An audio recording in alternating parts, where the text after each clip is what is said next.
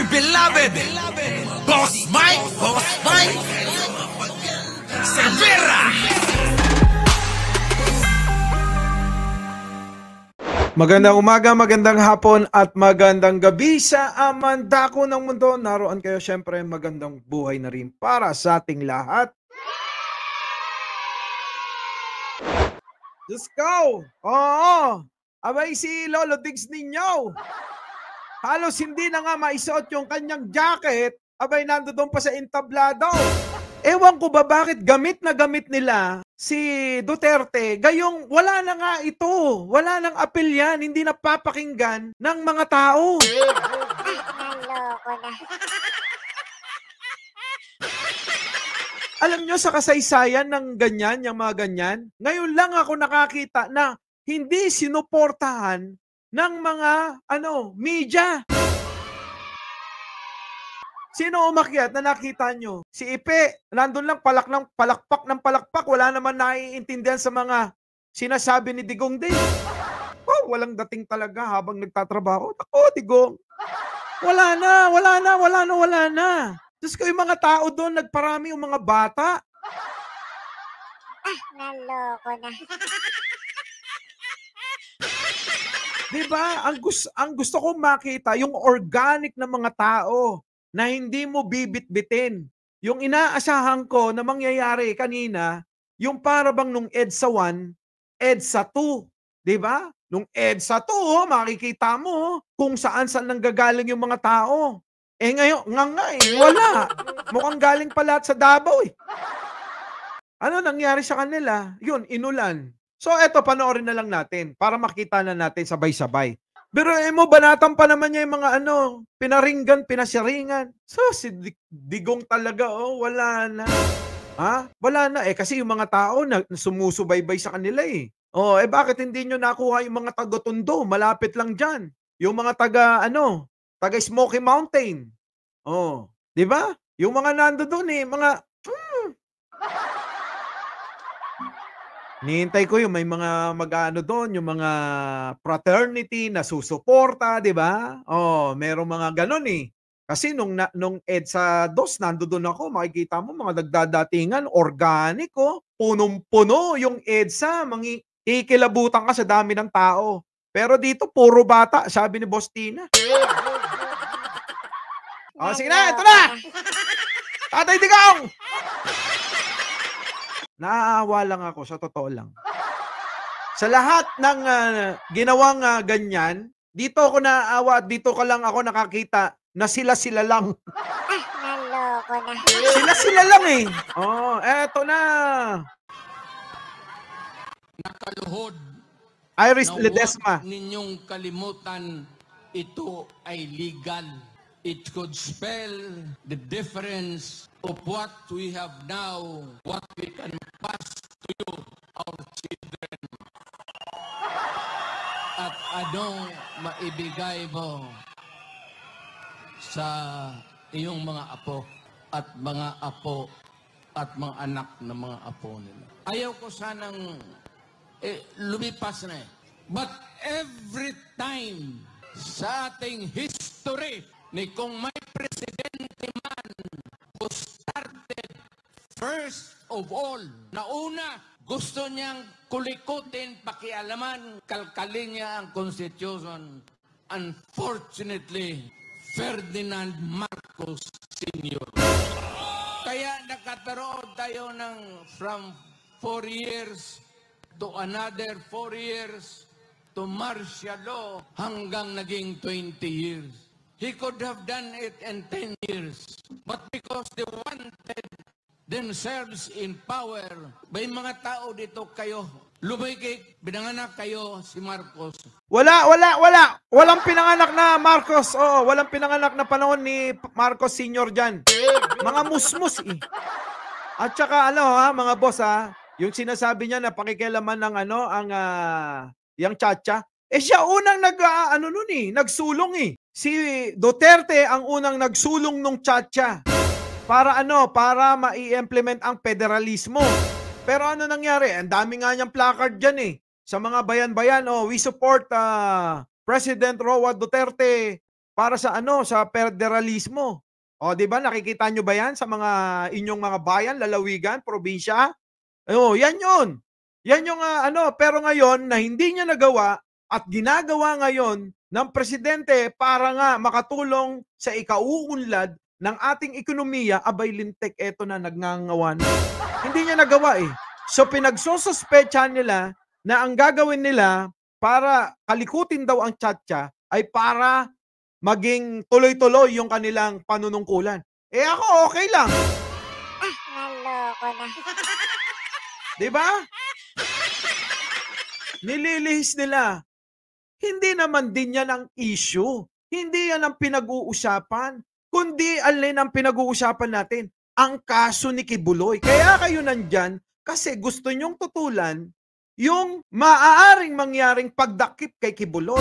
Pero nyo, tingnan mo, binabanatan niya ngayon yung dating yumaong Ferdinand Marcos Sr. Aba, hindi tayo papayag dyan. Samantalang nung araw, puring-puri niya yun. Puring-puri niya. Naloko na. Diba? Ang laking tulong na makuha mo yung puso ng mga loyalista ni Marcos. Tapos ngayon, ano, hindi nyo na makuha, hindi na sumusuporta sa inyo, sisirain nyo na. Sisiraan mo na yung matanda. Di pala. Anyway, sige, tuloy na natin to. Nakatayin lang kayo dyan sa nilibing kayo.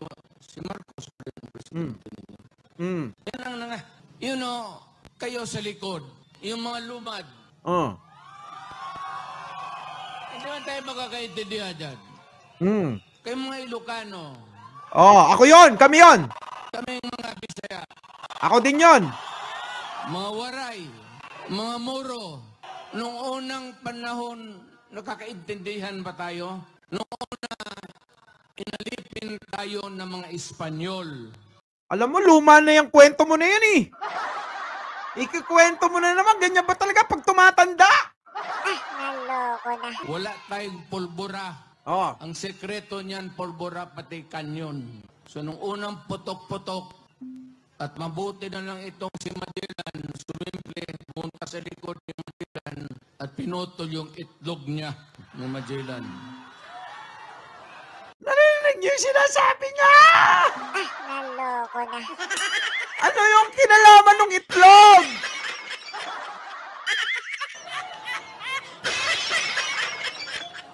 Tingin-tingin ako dyan sa mga stamps. Jose Rizal, Bonifacio, Apolinario Mabini. Kita niyo yung mga kwento niya, di ba? Yung kwento ng mga lolo natin. Naloko na. Si Jacinto, Marcelo H. del Pilar. Okay yan sila. Oh. Naririnig na natin noon sa mga lolo ko na ito mga mahusay ng tao. Pero nung Nadama yung lolo, ha? ako ng palaki, bakit puro Tagalog ito, mga Ilocano? Sabi ko, wala ba tayong Bisaya na hero? Nakalimutan lang tayo ng mga Tagalog kasi sa Bisaya lang tayo. Kumputang ina ito. Kaya, the president...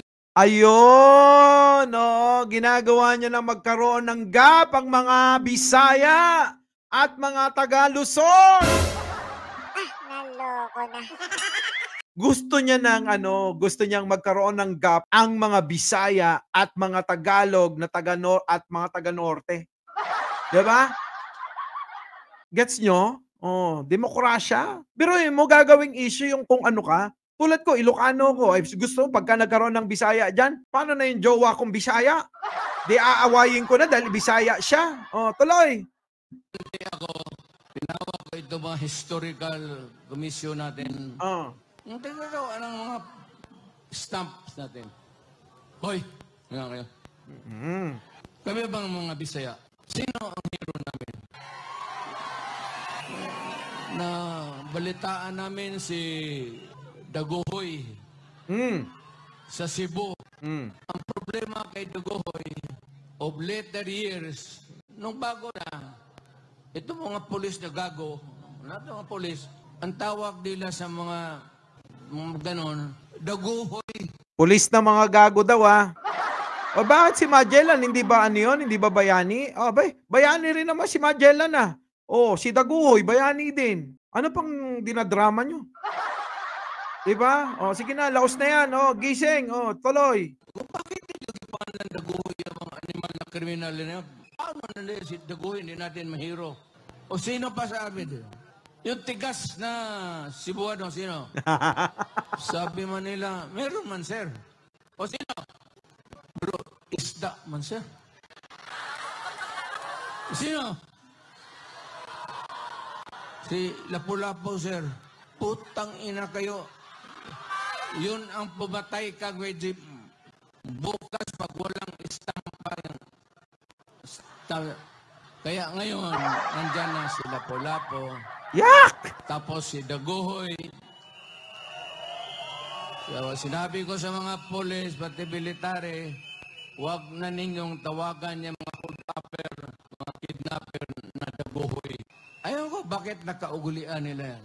Hindi naman sinasadya siguro. Pero medyo may 2-3 na kami. Kung mamatay si Pepe o si Bongo, baka madagdagan natin ng pangatlong hero. Naloko na. Hindi ko na lang habain, ha? Tuwan-tuwa naman yung mga ogak. Diba? Nonsense, diba? Ano meron? Sige, tuloy. Ito ba dalawang papel? Ito yung konstitusyon ngayon. Bantay kayo dito. Bantay kayo dito. Ayan na. It would have a long and lasting, miserable life for you all. Ito yung konstitusyon natin. Ang una talang gumalaw nito, iba-iba niya, si Marcos. Maniwala ka hindi. After a few decades, ang pangalawang taong gustong kumalkal ng konstitusyon natin, putang ina, Marcos rin. Naloko na. Sabi ko sa inyo, no? Dinamay na naman, Marcos na naman. Eh, ikaw, di ba? Gusto mo rin kalkalin? Naumpisan mo na nga yan, eh. Oh, pero hindi kayo umabot. Ano? Abalang-abala kayo sa pagkurakot. Di ba? Ano ang dahilan? Gusto lang nilang ito. Sabi man itong mga putang ina, naging congressman rin ako. Sabi nila, ito lang mga provision, edukasyon, papasukin natin yung mga lahat na, mga Princeton, kung ano yung, maganda. Okay naman tayo. Yung UP natin, hindi naman matatalo. Education, advertisement, para sa akin, hindi na kailangan. Walang putang ina, kawala-walang kwenta. Yan ang excuse ni Marcos noon. Pati ang excuse ni Marcos noon. Marcos. Pareho-pareho yan. Except dito, sa isang linya lang, nandyan. Yan lang ang target nila. Ito, excuse yan ito para mabuksan lang ang konstitusyon.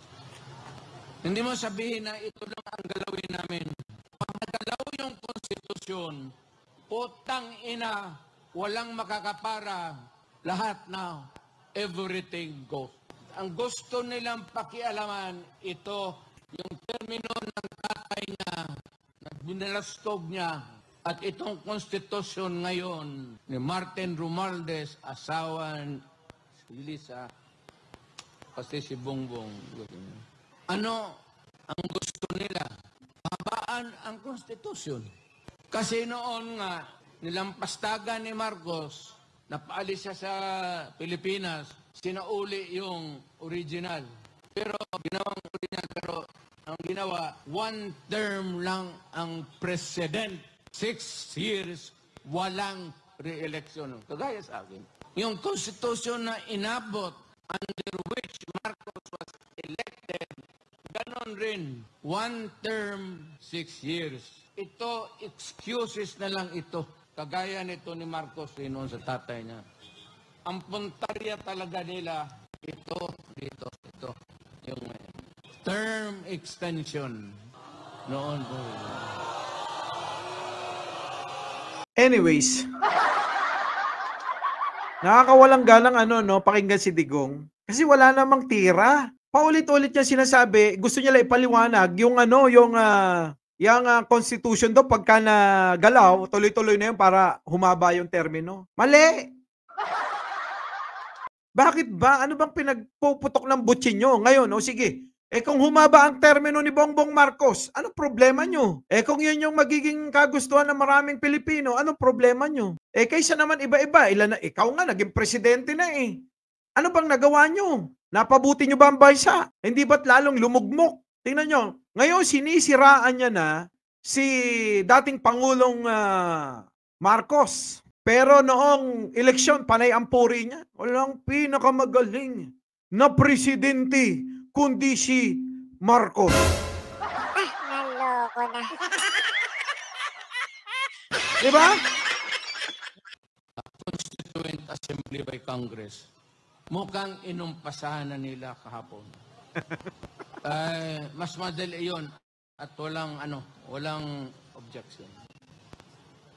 So, kung may galawin man ang konstitusyon, isa lang. Pahabain lang talaga ni Marcos kung anong ginawa ng tatay niya, gagawin niya. Ako, na-elected ako under this constitution. It says that I served 6 years. Then after that, I go out. 35, yung matatanda natin. Yung mga Marianas Island, Pacific. Kung ano-ano na lang kinikwento ni Digong eh. Hindi na ako magtatagal. Kasi marami pong salita. Saka ilang araw na kayo. Mag-uwi na kayo. Oh. Huwag lang kayong magpaluko. Yan ang legal. Uwi! Naloko na. Sabi ng tatay nyo, uwi na daw. Uwi! Naloko na. Kasi mapalitan nila ngayon, walang siguro kung mapalitan sunod na eleksyon. Kasi ang gusto nila, presidential Republican type of government. Ang Pilipino, tayong lahat dito, may isang boto para sa presidente. Ngayon, ang gusto nila itong Congress, tutunawin nila.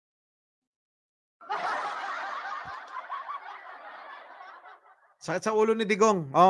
Dito na tayo sa dulo. Paalam ka na, pauwi mo na yung mga tao, kawawa naman. Our beloved Boss Mike.